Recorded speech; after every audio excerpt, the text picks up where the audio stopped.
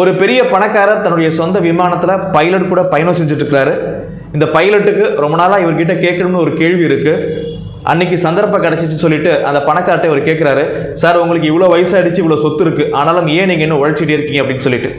அந்த பணக்காரர் ஒரு புன்முறுவலோடு பைலட்டை பார்த்து சொன்னாராம், நம்ம இவ்வளோ உயரத்துக்கு வந்துட்டோமே, இப்போ இன்ஜினை ஸ்டாப் பண்ணால் என்ன அப்படின்னு கேட்டாராம். உடனே பைலட் பதற்றமாக சொன்னாராம், இல்லை சார் நம்ம ஸ்டாப் பண்ணால் மேலேருந்து கீழே விழுந்துருவோம் அப்படின்னாராம். இந்த பணக்காரர் சொன்ன பதிலும் அதே தான், என்னோட நிலைமையும் இப்போ அப்படி தான் இருக்கு, நான் இவ்வளோ உயரத்தில் இருக்கிறேன், இப்போ நான் உழைக்கிறத நிப்பாட்டிட்டேன் அப்படின்னா கண்டிப்பாக நானும் கீழே விழுந்துருவேன் அப்படின்னாராம்.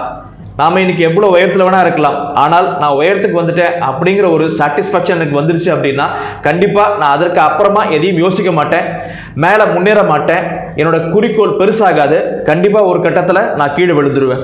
அதனால எப்பயுமே உங்களுடைய இலக்குகளை அடைஞ்சிட்டு தான் நினைக்காதீங்க. ஒரு இலக்கை அடைஞ்சதுக்கு அப்புறம் அதை விட மிகப்பெரிய இலக்கை இன்னொன்று ஃபிக்ஸ் பண்ணுங்க, மேலே பறந்துகிட்டே இருங்க.